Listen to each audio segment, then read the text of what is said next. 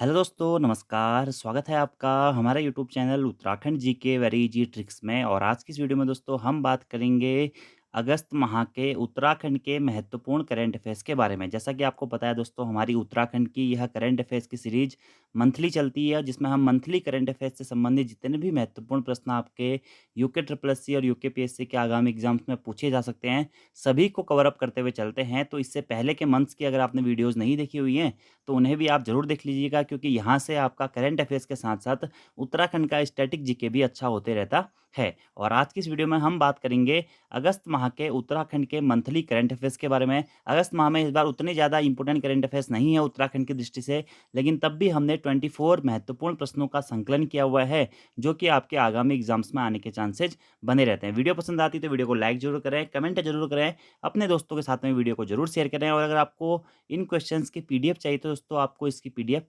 हमारी application Uttarakhand GK very easy trick से मिल जाएगी। तो आप हमारी एप्लीकेशंस को भी डाउनलोड कर सकते हैं, क्योंकि हमारी एप्लीकेशन पर आपको काफ़ी सारा कंटेंट मिल जाता है अपने अपकमिंग एग्जाम से। तो चलिए शुरू करते हैं दोस्तों आज की इस वीडियो को। आज का हमारा पहला क्वेश्चन है कि हाल ही में जारी खाद्य सुरक्षा विभाग की फूड सेफ्टी ऑन व्हील्स पहल में उत्तराखंड ने कौन सा स्थान प्राप्त किया है। तो हाल ही में दोस्तों खाद्य सुरक्षा विभाग के द्वारा एक फूड सेफ्टी ऑन व्हील्स पहल जारी की गई है। इसमें उत्तराखंड राज्य के द्वारा दूसरा स्थान प्राप्त किया गया है। अब बात कर लेते हैं क्या है ये फूड सेफ्टी ऑन व्हील्स पहल। तो राष्ट्रीय खाद्य सुरक्षा अधिनियम 2013 के अंतर्गत प्रदेश में 20 अगस्त 2013 को सांकेतिक शुभारंभ किया गया। खाद्य पदार्थों में मिलावटखोरी रोकने के लिए संचालित मोबाइल फूड सेफ्टी में उत्तराखंड ने देश में दूसरा स्थान प्राप्त किया है। यही आपका महत्वपूर्ण प्रश्न है। और पहले स्थान पे कौन है? पहला स्थान है दोस्तों किसका? गुजरात का। वर्तमान में राज्य में एक मोबाइल फूड सेफ्टी वैन संचालित की जा रही है। शीघ्र ही 2 और फूड सेफ्टी वैन प्रदेश में शुरू की जाएँगी। तो इम्पोर्टेंट क्वेश्चन है, हाल ही में जो खाद्य सुरक्षा विभाग की फूड सेफ्टी ऑन व्हीकल्स पहल जारी की गई थी, उसमें उत्तराखंड ने भारत में कौन-सा स्थान प्राप्त किया है? दूसरा स्थान प्राप्त किया है। अगला हमारा प्रश्न है दोस्तों कि उत्तराखंड राज्य के तीसरे साइंस सेंटर का निर्माण कहाँ किया जाएगा? तो उत्तराखंड राज्य में दोस्तों 2 साइंस सेंटर का निर्माण चल रहा है, देहरादून तथा अल्मोड़ा के बाद अब उत्तराखंड का तीसरा साइंस सेंटर का निर्माण चंपावत में किया जा रहा है। तो पहला साइंस सेंटर कहाँ था? देहरादून में। साइंस सिटी के नाम से देहरादून को जाना जाता है। सैनिक नगर के नाम से, वन नगर के नाम से, विज्ञान धाम के नाम से, विज्ञान नगर के नाम से भी देहरादून को जाना जाता है। वहीं दूसरे साइंस सेंटर का निर्माण अल्मोड़ा में किया जा रहा है, और अब तीसरे साइंस सेंटर का निर्माण कहाँ किया जाएगा? चंपावत में किया जाएगा। अगला और काफ़ी महत्वपूर्ण क्वेश्चन है दोस्तों कि तिल रौतेली पुरस्कार 2023 से कितनी महिलाओं को सम्मानित किया गया है? तो तिल रौतेली पुरस्कार 2023 से दोस्तों कितनी? 14 महिलाओं को सम्मानित किया गया है 2023 में। वहीं दोस्तों 2022 के बारे में पूछेगा कि तिल रौतेली पुरस्कार 2022 से कितनी महिलाओं को सम्मानित किया गया है? तो 2022 में 12 महिलाओं को सम्मानित किया गया था। ये आपको याद रखना है। और इसका राइट आंसर हो जाएगा दोस्तों कितना?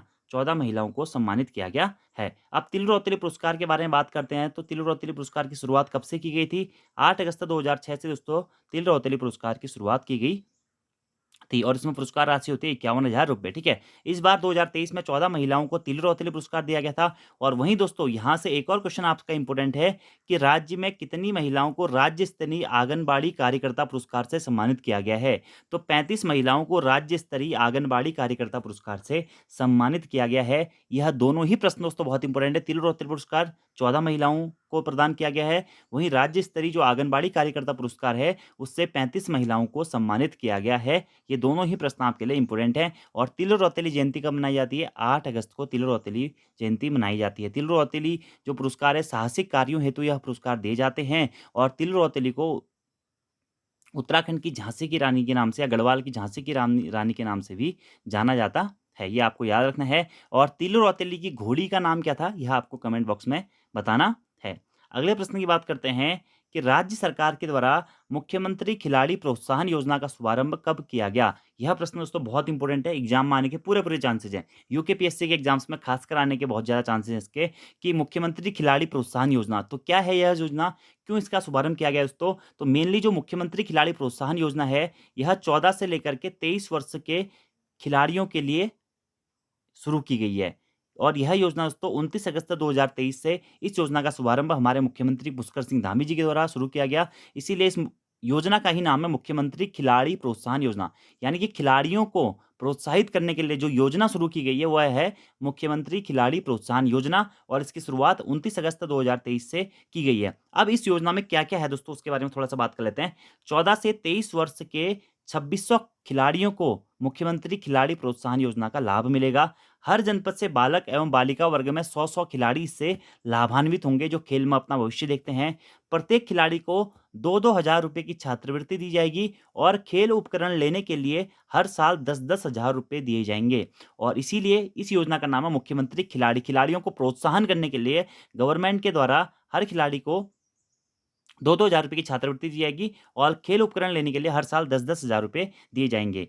आईआरडीटी सभागार में मुख्यमंत्री ने खिलाड़ियों को 2-2 हज़ार का चेक प्रदान कर इस योजना का शुभारंभ किया है। तो मुख्यमंत्री खिलाड़ी प्रोत्साहन योजना किस वर्ष के बच्चों के लिए है? तो 14 से लेकर 23 वर्ष के बच्चों के लिए है। 2600 खिलाड़ियों को इसका लाभ मिलेगा, 2-2 हज़ार रुपए की छात्रवृत्ति और 10-10 हज़ार रुपए हर साल क्या खेल उपकरण लेने के लिए दिए जाएँगे उनको। तो काफ़ी महत्वपूर्ण ये आपका क्वेश्चन है, इम्पोर्टेंट क्वेश्चन है, ठीक है।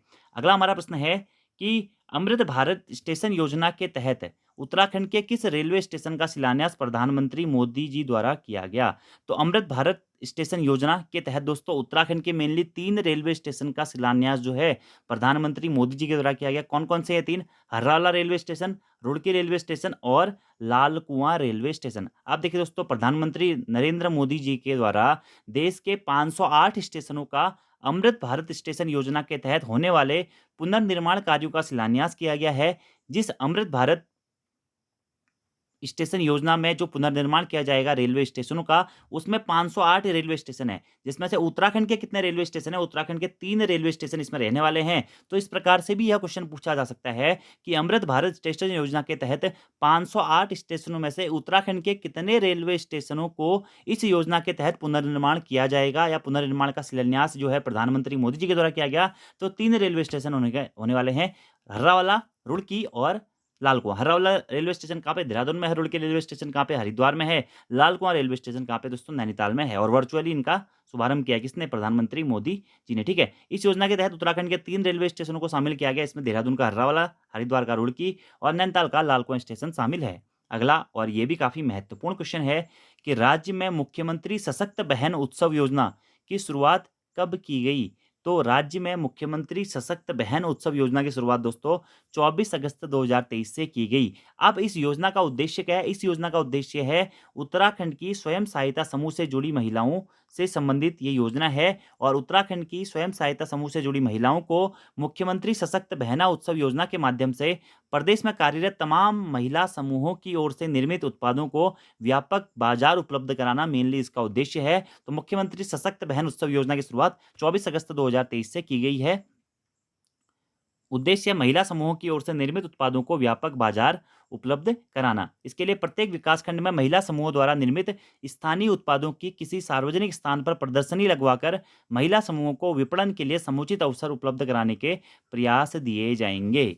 अगला हमारा प्रश्न है, ये भी काफ़ी इंपॉर्टेंट क्वेश्चन है दोस्तों, कि रक्षाबंधन के पावन पर्व पर भतूज मेले का आयोजन किस धाम में किया जाता है? भतूज उत्सव या अन्नकूट मेला आप इसे कह सकते हैं। तो भतूज उत्सव, अन्नकूट मेले का आयोजन रक्षाबंधन के पावन पर्व पर किया जाता है और किस धाम में किया जाता है? केदारनाथ धाम में। केदारनाथ दोस्तों कहाँ स्थित है? रुद्रप्रयाग जनपद में स्थित है। पंच केदारों में से एक प्रमुख केदार के रूप में और प्रथम केदार के रूप में केदारनाथ को जाना जाता है, जहाँ पर भगवान शिव के कुबड़ वाले भाग की पूजा होती है। उसी केदारनाथ धाम में दोस्तों भतूज उत्सव या अन्नकूट मेले का आयोजन किया जाता है, जो कि रुद्रप्रयाग जनपद में स्थित है। याद रखना है आपको। बद्रीनाथ चमोली में स्थित है। गंगोत्री और यमुनोत्री धाम उत्तरकाशी जनपद में स्थित हैं। अगला हमारा प्रश्न है, हाल ही में कैबिनेट बैठक में किस क्षेत्र को नगर पालिका परिषद घोषित किया गया है? तो हाल ही में दोस्तों एक कैबिनेट बैठक आयोजित हुई थी जिसमें कुछ परिवर्तन मुख्यमंत्री धामी जी के द्वारा किए गए, जिसमें कि एक महत्वपूर्ण परिवर्तन था जो आपके एग्जाम्स की दृष्टि से इंपोर्टेंट हो सकता है कि किस क्षेत्र को नगर पालिका परिषद घोषित किया गया है। तो पिथौरागढ़ जनपद के मुंशियारी क्षेत्र को और नैनीताल जनपद के भीमताल, इन दोनों ही क्षेत्रों को कैबिनेट बैठक में नगर पालिका परिषद घोषित किया गया है, ठीक है। और वहीं नगर पंचायत किसको घोषित किया गया है? तो नंदानगर घाट चमोली को नगर पंचायत घोषित किया गया। तो हाल ही में कैबिनेट बैठक हुई जिसमें दोस्तों नंदानगर घाट चमोली को नगर पंचायत घोषित किया गया और वहीं मुंशियारी पिथौरागढ़ जनपद में स्थित है जो, और भीमताल जो हमारा नैनीताल जनपद में स्थित है, इनको नगर पालिका परिषद घोषित किया गया। ये आपको याद रखना है। तो पिथौरागढ़ जिले के मुनस्यारी ब्लॉक और भीमताल नगर पंचायत अब नगर पालिका परिषद होंगे। और चमोली जिले का नंदानगर अब क्या होगा, नगर पंचायत रहने वाला है। वहीं 4 निकायों कीर्तिनगर, हरबटपुर, नरेंद्रनगर और रुद्रप्रयाग का सीमा विस्तार भी इसमें किया जाएगा। मुख्यमंत्री पुष्कर सिंह धामी जी की अध्यक्षता में हुई कैबिनेट की बैठक में इन प्रस्तावों पर मुहर लगी है। अभी तक प्रदेश में 102 नगर निकाय, 9 नगर निगम, 43 नगर पालिका और 50 नगर पंचायत हैं, जिनकी संख्या अब 105 हो जाएगी। नगर निकाय कितने हो जाएंगे आप दोस्तों? 105 हो जाएंगे। ये आपको याद रखना है। क्यों? क्योंकि 2 आपके नगर पंचायत, एक आपकी नगर पंचायत बनी है नंदानगर घाट चमोली, और 2 आपके क्या बने हैं नगर पालिका परिषद बने हैं, मुनस्यारी और भीमताल। तो आप कितनी संख्या हो जाएगी? 105 हो जाएगी। नगर निगम कितने हैं दोस्तों? 9। अभी लेटेस्ट जो नगर निगम बना था वह कौन सा है? कमेंट बॉक्स में आपको इसका सवाल का जवाब देना है। अगला प्रश्न है, हाल ही में चीन में आयोजित वर्ल्ड यूनिवर्सिटी गेम्स 2023 में उत्तराखंड के किस खिलाड़ी ने वॉक रेस में कांस्य पदक जीता है? तो हाल ही में दोस्तों चीन में वर्ल्ड यूनिवर्सिटी गेम्स 2023 से वॉक रेस प्रतियोगिता का आयोजन किया गया था, जिसमें उत्तराखंड की गोल्डन गर्ल कही जाने वाली मानसी नेगी ने क्या किया है? कांस्य पदक जीता है। गोल्डन गर्ल के नाम से इनको जाना जाता है। और चमोली जनपद से संबंधित है मानसी नेगी। चाइना के चेंगदू में आयोजित एफआईएसयू वर्ल्ड यूनिवर्सिटी गेम्स 2023 में महिलाओं की 20 किलोमीटर वॉक रेस इवेंट में प्रियंका गोस्वामी, मानसी नेगी, निकिता लांबा और पूजा कुमावत की भारतीय टीम ने क्या किया है? कांस्य पदक जीता है। इसमें मानसी नेगी भी थी। इनका संबंध उत्तराखंड के चमोली जनपद से है। अगला हमारा प्रश्न है, प्रत्येक वर्ष अढोड़ी उत्सव या बटर फेस्टिवल का आयोजन कहाँ किया जाता है? तो अढोड़ी उत्सव कहें दोस्तों, या बटर फेस्टिवल कहें, या दूध मक्खन की होली कहें, या माखन होली कहें, उत्तराखंड के उत्तरकाशी जनपद में मेले दोस्तों कहाँ पर? दयारा बुग्याल में। दयारा बुग्याल में इस अढोड़ी उत्सव या बटरफ्लाई फेस्टिवल का आयोजन किया जाता है। इसमें क्या होता है? दूध दही मक्खन की होली खेली जाती है दयारा बुग्याल में। यह एक प्रसिद्ध उत्सव आयोजित होता है, जो कि चारागाहों के वापस नीचे क्षेत्रों की ओर लौटने के लिए महान हिमालय से नीचे आने की खुशी में यह प्रसिद्ध उत्सव मनाया जाता है। तो अढोड़ी उत्सव कहें या बटर फेस्टिवल कहें, बटर उत्सव कहें, का आयोजन कहाँ किया जाता है? उत्तरकाशी में इस उत्सव का आयोजन किया जाता है। और किस बुग्याल से संबंधित है? दयारा बुग्याल में। आप देख सकते हैं दयारा बुग्याल में रैथल के ग्रामीण सदियों से सर्दियों से मैं भाद्रपद महीने की संक्रांति को दूध मक्खन और मट्ठे की होली खेलते आ रहे हैं। सदियों से प्रकृति का आभार जताने के लिए इसका आयोजन किया जाता है। मवेशियों को ऊंचे बुग्यालों में उगने वाली औषधीय गुणों से भरपूर घास दी जाती है, जिसका सकारात्मक प्रभाव दूध के उत्पादन पर भी पड़ता है। वहीं सितंबर महीने में सर्दी की शुरुआत से पहले ग्रामीण अपने मवेशियों के साथ यहाँ लौटने लगते हैं, और उसी खुशी में दोस्तों यह बटर फेस्टिवल का आयोजन किया जाता है। इंपॉर्टेंट क्वेश्चन है, याद रखना आपको। अगला प्रश्न ये भी बहुत ज़्यादा महत्वपूर्ण है कि 69वें राष्ट्रीय फिल्म पुरस्कार 2023 में उत्तराखंड की किस फिल्म को सर्वश्रेष्ठ गैर फीचर फिल्म पुरस्कार से सम्मानित किया गया है? तो 69वें राष्ट्रीय फिल्म पुरस्कार 2023 में दोस्तों उत्तराखंड की 2 फिल्में काफ़ी प्रसिद्ध रही हैं। एक फिल्म है पाताल ती, पाताल ती, और दूसरी आपकी फ़िल्म है दोस्तों क्या? एक था गाँव। ये दोनों ही दोस्तों फ़िल्में काफ़ी चर्चाओं में रही है 69वें राष्ट्रीय फ़िल्म पुरस्कार 2023 में। लेकिन यहाँ पर प्रश्न क्या पूछा गया है? सर्वश्रेष्ठ गैर फीचर फ़िल्म पुरस्कार से किसे सम्मानित किया गया है? तो एक था गाँव फ़िल्म को दोस्तों सर्वश्रेष्ठ गैर फीचर फ़िल्म पुरस्कार से सम्मानित किया गया। वहीं चर्चाओं में 2 फ़िल्में थी, पाताल ती और एक था गाँव। 69वें राष्ट्रीय फ़िल्म पुरस्कारों की सूची में प्रदेश की 2 लघु फ़िल्में पाताल ती के लिए बिट्टू रावत को क्या मिला है? बेस्ट सिनेमैटोग्राफी का अवार्ड मिला है। तो पातालती फ़िल्म के लिए बिट्टू रावत को क्या मिला है? बेस्ट ग्राफी का अवार्ड मिला है। और वहीं बेस्ट नॉन फीचर फ़िल्म के लिए सृष्टि लखेड़ा की गढ़वाली फ़िल्म एक था गाँव को चयनित किया गया है। अब यहाँ पर क्वेश्चन है, पातालती जो आपकी मूवी है या जो एक लघु फ़िल्म है, जिसके लिए बिट्टू रावत को बेस्ट सिनेमैटोग्राफी का अवार्ड दिया गया है, यह किस जनजाति पर बनी फ़िल्म है? तो भोटिया जनजाति पर बनी यह फ़िल्म है। और महान हिमालय से या हिमालय से पानी को अपने दादा तक पहुँचाने की ये एक उस पर एक बनी छोटी-सी डॉक्यूमेंट्री फ़िल्म है, तो आप इसको देख सकते हैं। लघु फ़िल्म है पातालती। और वहीं जो एक था गाँव फ़िल्म है, यह भी आपका गाँव के जीवन को आधार रख के फ़िल्म आपकी दर्शाई गई है। तो ये दोनों ही जो फ़िल्में हैं चर्चाओं में रही हैं 69वें राष्ट्रीय फ़िल्म पुरस्कार 2023 में। तो सर्वश्रेष्ठ गैर फीचर फ़िल्म का अवार्ड मिला है एक था गाँव को, और वहीं पातालती के लिए बिट्टू रावत को बेस्ट सिनेमैटोग्राफी का अवार्ड मिला है। दोनों ही क्वेश्चन इंपॉर्टेंट है, इसलिए आप इनको कवर अप कर लीजिएगा। अगला हमारा प्रश्न है, 26वीं नेशनल ई-गवर्नेंस अवार्ड से राज्य की किस संस्था को सम्मानित किया गया है? तो हाल ही में दोस्तों 26वें नेशनल ई-गवर्नेंस अवार्ड से राज्य के 2 संस्थाओं को सम्मानित किया गया। एक है सूचना प्रौद्योगिकी विकास एजेंसी आईटीडीए, और दूसरा है दोस्तों क्या? अपनी सरकार पोर्टल। इन दोनों ही को ही 26वें नेशनल ई-गवर्नेंस अवार्ड में राज्य की 2 संस्थाएँ हैं जिन्हें सम्मानित किया गया है। और 2023 में इन्हें रजत पदक से सम्मानित किया गया। इंदौर में आयोजित हुई थी 26वीं ई-गवर्नेंस कॉन्फ्रेंस में अपनी सरकार पोर्टल तथा आईटीडीए को राष्ट्रीय ई-गवर्नेंस अवार्ड 2023 में रजत पदक प्रदान किया गया है। अगला हमारा प्रश्न है, राष्ट्रीय ग्रामीण आजीविका मिशन के तहत राज्य के किस जिले को स्कॉच अवार्ड से सम्मानित किया गया है? तो राष्ट्रीय ग्रामीण आजीविका मिशन के तहत दोस्तों राज्य के चमोली जिले को स्कॉच अवार्ड से सम्मानित किया गया है। 94 स्कॉच समिट अवार्ड में चमोली जनपद को दोस्तों इस स्कॉच अवार्ड से सम्मानित किया गया है। मुख्यमंत्री पुष्कर सिंह धामी ने राष्ट्रीय ग्रामीण आजीविका मिशन के अंतर्गत जनपद चमोली की आजीविका संवर्धन की विभिन्न गतिविधियों हेतु स्कॉच अवार्ड में सिल्वर श्रेणी प्राप्त होने पर क्या हुई है, बधाई दी है। इसमें भी क्या मिला है, सिल्वर अवार्ड मिला है। तो याद रखना है दोस्तों, राष्ट्रीय ग्रामीण आजीविका मिशन के तहत राज्य के किस जिले को स्कॉच अवार्ड से सम्मानित किया गया है, चमोली जिले को, याद रखना है आपको। अगला हमारा प्रश्न है, राज्य के किस जिले में अखिल भारतीय पुलिस विज्ञान कांग्रेस का सम्मेलन किया जाएगा?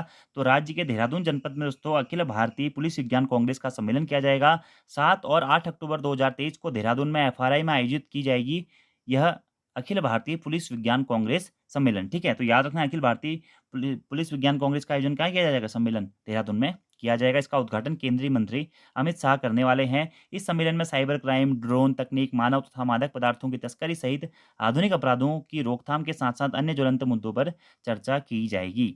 अगला हमारा प्रश्न है, राज्य के किस स्थान से मशरूम घरेलू उत्पादन परियोजना का शुभारंभ किया गया है? तो राज्य में दोस्तों कहाँ से, कोटद्वार से मशरूम घरेलू उत्पादन परियोजना का शुभारंभ किया गया है। और एक जिला एक उत्पाद परियोजना के तहत दोस्तों इस मशरूम घरेलू उत्पाद परियोजना का शुभारंभ किया गया। कहाँ से, कोटद्वार से। उत्तराखंड में मशरूम गर्ल के नाम से दिव्या रावत फेमस हैं और कोटद्वार स्थित ध्रुवपुर में एक जिला एक उत्पाद परियोजना के तहत उत्तराखंड मशरूम घरेलू उत्पाद परियोजना का शुभारंभ किया गया है। ये आपको याद रखना है। वहीं इस कार्यक्रम के तहत जो ध्रुवपुर है वहाँ पर मशरूम उत्पादन एवं उससे बनने वाले उत्पादों के लिए ट्रेनिंग सेंटर की आधारशिला भी रखी गई है। कहाँ पे, कोटद्वार से इस योजना का शुभारंभ किया गया है अगस्त माह में। अगला हमारा प्रश्न है, प्रत्येक वर्ष रक्षाबंधन के दिन बग्वाल मेले या पाषाण युद्ध मेले का आयोजन किस माह किया जाता है या कहाँ किया जाता है कह सकते हैं। तो आयोजन किया जाता है दोस्तों इसका कहाँ पे, चंपावत में। चंपावत में दोस्तों एक देवीधुरा नामक स्थान है, तो देवीधुरा का बग्वाल मेला, देवीधुरा में ही एक प्रसिद्ध मंदिर है दोस्तों, माँ बाराही धाम मंदिर। तो माँ बाराही धाम मंदिर में एक प्रसिद्ध मेले का आयोजन होता है, इसे बग्वाल मेला कहा जाता है, बाराही धाम मेला कहा जाता है। पाषाण युद्ध मेले के नाम से भी इसे जाना जाता है क्योंकि पत्थर के माध्यम से इसमें युद्ध होता है। 4 खामों के मध्य मेनली यह युद्ध माना जाता है। पाषाण युद्ध के नाम से इस मेले को जाना जाता है। तो रक्षाबंधन के दिन इस मेले का आयोजन होता है, प्रत्येक वर्ष होता है, जिसे बग्वाल मेला या पाषाण युद्ध मेले के नाम से भी जाना जाता है। कहाँ इसका आयोजन होता है, चंपावत जनपद के देवीधुरा में दोस्तों इसका आयोजन होता है। और किस माह किया जाता है, तो दोस्तों श्रावण माह में इसका आयोजन किया जाता है। किस माह में, श्रावण माह में। और यह क्वेश्चन एक बार एग्जाम में भी पूछा जा चुका है। तो देवीधुरा में माँ बाराही देवी मंदिर के प्रांगण में प्रत्येक वर्ष रक्षाबंधन के अवसर पर श्रावणी पूर्णिमा को पत्थरों की वर्षा का एक विशाल मेला जुड़ता है, जिसे पाषाण युद्ध के नाम से भी इसीलिए इसको जाना जाता है। और बाराही देवी मंदिर में लगता है यह मेला, इसलिए देवीधुरा या बाराही देवी मेले के नाम से जाना जाता है। और देवीधुरा में यह मेला लगता है, इसलिए इसे देवीधुरा मेला के नाम से भी जाना जाता है। इसे बग्वाल मेले के नाम से भी जाना जाता है, याद रखना आपको। मंदिर के पास ही खोली खांड दूबा चौड़ का लंबा चौड़ा एक मैदान है। यहाँ पर रक्षाबंधन के दिन बग्वाल यानी कि पत्थरों का रोमांचकारी युद्ध होता है। यह खेल लमगड़िया, चम्याल, घेड़वाल और वालिक खामों के बीच खेला जाता है। इन चारों खामों से जुड़े आसपास के गाँव के लोग भी इसमें हिस्सा लेते हैं। तो श्रावणी माह में रक्षाबंधन के दिन बग्वाल मेले या पाषाण युद्ध मेले का आयोजन किया जाता है। इसे देवीधुरा मेले के नाम से भी जाना जाता है, पाषाण युद्ध मेले के नाम से भी जाना जाता है और बाराही देवी धाम बाराही देवी मेले के नाम से भी जाना जाता है। और आषाढ़ी कौतिक मेले के नाम से भी, सॉरी आषाढ़ी कौतिक तो नहीं, श्रावणी कौतिक मेले के नाम से भी वो जाना जाता है, याद रखना है आपको, ठीक है। अगले प्रश्न की बात करते हैं, ई कचरा प्रबंधन में उत्तराखंड का देश में कौन सा स्थान है? तो ई कचरा प्रबंधन में दोस्तों उत्तराखंड का भारत में कौन सा स्थान है? दूसरा स्थान है। वही प्रथम स्थान किसका है? हरियाणा का है। ई कचरा उत्पादन में उत्तराखंड का दूसरा स्थान है, याद रखना। अगला प्रश्न है, उत्तराखंड राज्य तितली कॉमन पिकॉक का नाम बदलकर क्या रखा जाएगा? तो वूली बेडेंट पिकॉक रखा जाएगा। उत्तराखंड राज्य तितली कॉमन पिकॉक का नाम बदलकर। उत्तराखंड राज्य तितली की घोषणा कब हुई थी? 2016 में हुई थी। और उत्तराखंड राज्य तितली का नाम था अभी तक कॉमन पिकॉक, तो इसका नाम बदलकर क्या रखा जाएगा? वूली बेडेंट पिकॉक रखा जाएगा। अगला प्रश्न है, उत्तराखंड पुलिस ने कुख्यात अपराधियों को पकड़ने के लिए कौन सा ऑपरेशन शुरू किया है? तो उत्तराखंड पुलिस ने दोस्तों कुख्यात अपराधियों को पकड़ने के लिए उत्तर प्रदेश की तर्ज पर ही क्या ऑपरेशन प्रहार शुरू किया है? क्या ऑपरेशन प्रहार की शुरुआत करी है? अगला प्रश्न है, प्रथम नॉर्थ इंडिया ट्रेडिशनल सीतोकान कराटे प्रतियोगिता में प्रथम स्थान किस राज्य ने प्राप्त किया है? तो प्रथम नॉर्थ इंडिया ट्रेडिशनल सीतोकान कराटे प्रतियोगिता 2023 में प्रथम स्थान दोस्तों हमारे क्या उत्तराखंड राज्य ने प्राप्त किया है। किसने? उत्तराखंड राज्य ने। इंपॉर्टेंट है ये क्वेश्चन भी। अगला प्रश्न है, चीन सीमा से लगे पिथौरागढ़ और जोशीमठ के गाँवों में भारतीय सेना कौन-सा ऑपरेशन चलाएगी? तो चीन सीमा से लगे पिथौरागढ़ और जोशीमठ के गाँवों में भारतीय सेना दोस्तों ऑपरेशन सद्भाव चलाएगी। कौन-सा ऑपरेशन है? ऑपरेशन सद्भाव। अगला हमारा प्रश्न है, उत्तराखंड में स्थित एकमात्र मंदिर जिसके कपाट वर्ष में सिर्फ 1 दिन रक्षाबंधन के दिन खुलते हैं, कौन-सा है? तो वह है दोस्तों कौन-सा? वंशी नारायण मंदिर। कहाँ स्थित है? चमोली में स्थित है। कौन-सी घाटी में स्थित है? उर्गम घाटी में स्थित है और यह उत्तराखंड का एकमात्र ऐसा मंदिर है जिसके कपाट वर्ष में सिर्फ 1 दिन रक्षाबंधन के दिन खुलते हैं। कौन-सा मंदिर है दोस्तों? वंशी नारायण मंदिर। कहाँ स्थित है? चमोली जनपद में स्थित है। कौन-सी घाटी में स्थित है? उर्गम घाटी में दोस्तों यह मंदिर स्थित है। उर्गम घाटी भी कहाँ है? चमोली जनपद में ही स्थित है। अगला हमारा क्वेश्चन है दोस्तों, इम्पोर्टेंट क्वेश्चन है, नेशनल स्पेस डे कब मनाया जाएगा? तो इसी वर्ष दोस्तों नेशनल स्पेस डे की शुरुआत की गई है और अब प्रत्येक वर्ष 23 अगस्त को दोस्तों नेशनल स्पेस डे मनाया जाएगा और यह प्रश्न आपके एग्जाम में पूछे जाने के बहुत ज़्यादा दोस्तों चांसेस हैं, क्योंकि आपको पता है हमारा जो चंद्रयान 3 मिशन है दोस्तों, वह सक्सेसफुल हो गया है और 23 अगस्त को दोस्तों चंद्रमा पर लैंडिंग हो गई है। इसीलिए उसी दिवस के अवसर पर इस दिवस को 23 अगस्त को दोस्तों नेशनल स्पेस डे के रूप में मनाया जाएगा और चंद्रयान 3 मिशन जो है दोस्तों हमारा 14 जुलाई 2023 से शुरू हुआ था और 23 अगस्त 2023 को फाइनली ये कंप्लीट हो गया और हमारा जो चंद्रयान 3 था वो सक्सेसफुली चंद्रमा पर लैंड हो गया है। लैंडर और रोवर दोनों ही सक्सेसफुली लैंड हो चुके हैं और आपने देखा होगा काफ़ी भारत दोस्तों दक्षिणी ध्रुव पर पहुँचने वाला, चंद्रमा के दक्षिणी ध्रुव पर पहुँचने वाला क्या है? विश्व का पहला देश भी बन गया है। तो ये प्रश्न भी इम्पोर्टेंट है कि चंद्रमा के दक्षिणी ध्रुव पर पहुँचने वाला विश्व का प्रथम देश कौन बना है? तो वो बना है दोस्तों कौन-सा? भारत हमारे लिए गर्व का पल है। अब आप लोगों से मैं एक क्वेश्चन पूछ रहा हूँ, चंद्रयान 3 दोस्तों आपको यह जो पोर्शन है ना, पूरा कवर अप करना है। आपके आने वाले एग्ज़ाम्स में भर-भर के यहाँ से क्वेश्चन पूछे जाएँगे चंद्रयान 3 से संबंधित, ठीक है? तो आपको चंद्रयान 3 अच्छे तरीके से पढ़ लेना है कि क्या-क्या हुआ था, कैसे-कैसे हुआ था। चंद्रयान 1, चंद्रयान 2 भी आपको पढ़ लेना है कि चंद्रयान मिशन 1 जो है 2008 में गया था, 2 जो है 2019 में गया था, चंद्रयान 3 मिशन आपका 2023 में गया था और चंद्रयान 2 हमारा थोड़ा-सा फेल हो गया था, लेकिन चंद्रयान 3 सक्सेसफुली दक्षिणी ध्रुव पर हम पहुँच गए हैं और पहला देश भी बन गया है भारत, ठीक है? और नेशनल स्पेस डे कब मनाया जाएगा आपका? 23 अगस्त को मनाया जाएगा। तो चंद्रयान 3 मिशन हमारा सक्सेसफुल हो गया है और चंद्रमा के दक्षिणी ध्रुव पर पहुँचने वाला एकमात्र देश बन गया हमारा भारत। अब दोस्तों आपसे ये क्वेश्चन मैं पूछना चाह रहा हूँ कि चंद्रमा पर पहुँचने वाला भारत विश्व का कौन-सा देश है? विश्व के कौन से नंबर का देश है? आपको कमेंट बॉक्स में इसका आंसर बताना है, ठीक है? 14 जुलाई 2023 से इस मिशन की शुरुआत हुई थी और 23 अगस्त 2023 को सक्सेसफुली हमारा क्या हो गया? चंद्रयान 3 मिशन क्या हो गया? सक्सेसफुल हो गया है और कौन से रॉकेट से लॉन्च किया गया था? LVM-3 M4 रॉकेट से इसे लॉन्च किया गया था। कितने इसमें पेलोड लगे हैं? 7 पेलोड लगे हैं, लैंडर विक्रम और रोवर है प्रज्ञान, ठीक है? इसमें दोस्तों प्रमुख नामकरण हुए हैं चंद्रयान 3 की सफल लैंडिंग के बाद में। एक तो नेशनल स्पेस डे मनाया जाएगा 23 अगस्त को। उसी प्रकार दोस्तों एक शिव शक्ति चंद्रयान 3 जहाँ लैंड किया गया है, उसको शिव शक्ति पॉइंट के नाम से जाना जाएगा और अगला है तिरंगा। चंद्रयान 3 के चिन्हों वाली जगह को तिरंगा पॉइंट के नाम से जाना जाएगा। तो इंपोर्टेंट क्वेश्चन है बन सकता है शिव शक्ति पॉइंट और तिरंगा पॉइंट किस मिशन से संबंधित है? तो चंद्रयान 3 मिशन से संबंधित है, जिसमें शिव शक्ति पॉइंट कहा गया चंद्रयान 3 जहाँ पर लैंड हुआ है और चंद्रयान 3 के चिन्हों वाली जगह को तिरंगा पॉइंट के नाम से जाना जाएगा और इसी 23 अगस्त को दोस्तों नेशनल स्पेस डे के नाम से भी जाना जाएगा। और आज का दोस्तों लास्ट क्वेश्चन है कि हाल ही में चर्चाओं में रहे नेलांग और जादूंग गाँव उत्तराखंड के किस जनपद में स्थित है? तो नेलांग गाँव और जादूंग गाँव दोस्तों उत्तराखंड के उत्तरकाशी जनपद में स्थित है। भारत-चीन सीमा पर स्थित हैं दोस्तों और घोस्ट विलेज के रूप में इन्हें जाना जाता है और दोबारा से इनको बसाने की कवायद शुरू हो रही है। 1962 में भारत-चीन युद्ध के बाद में ये गाँव बिल्कुल सूने पड़ गए थे। इसीलिए गवर्नमेंट के द्वारा इनको दोबारा बसाने की कवायद शुरू की जा रही है। टूरिस्ट के रूप में भी इन प्लेसों को विकसित किया जा रहा है और नेलांग जादुंग घाटी आप लोगों ने बहुत बार पढ़ा होगा। नेलांग जादुंग घाटी कहाँ स्थित है? यह भी उत्तरकाशी जनपद में स्थित है।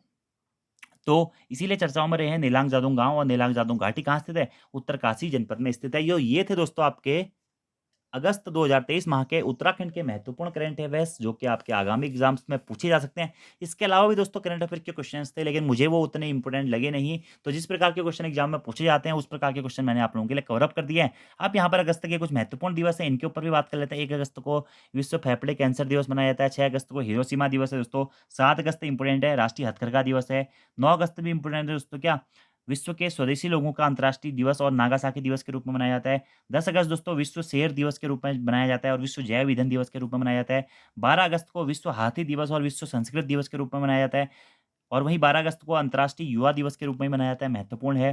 13 अगस्त विश्व अंगदान दिवस है। 15 अगस्त को हमारा स्वतंत्रता दिवस है।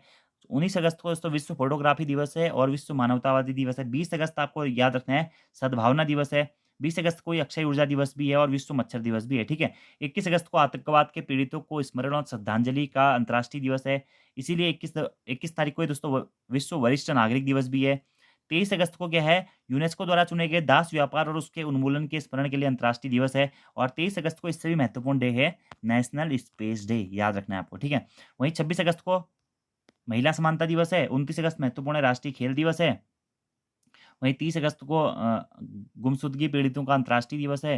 30 अगस्त को अंतर्राष्ट्रीय व्हेल शार्क दिवस भी मनाया जाता है और 31 अगस्त को आपका अफ्रीकी मूल के लोगों के लिए अंतर्राष्ट्रीय दिवस मनाया जाता है। तो ये कुछ महत्वपूर्ण दिवस थे, इनको आप देख लीजिएगा। बाकी आपको आज की वीडियो कैसी लगी कमेंट बॉक्स में ज़रूर बताएँ। वीडियो पसंद आती है वीडियो को लाइक ज़रूर करें, कमेंट ज़रूर करें, अपने दोस्तों के साथ में भी वीडियो को ज़रूर शेयर करें। और दोस्तों अगर आपको इसकी पीडीएफ चाहिए तो आप हमारी application Uttarakhand GK very easy trick से भी इसके पीडीएफ प्राप्त कर सकते हैं। और अगर आप अभी तक हमारे टेलीग्राम ग्रुप से नहीं जुड़े हुए हैं तो हमारे टेलीग्राम ग्रुप से भी आप जुड़ जाइए, जिसका लिंक आपको नीचे डिस्क्रिप्शन बॉक्स में मिल जाएगा। तो आज की इस वीडियो में इतना ही दोस्तों। Thank you, thanks for watching video, see you next time, धन्यवाद।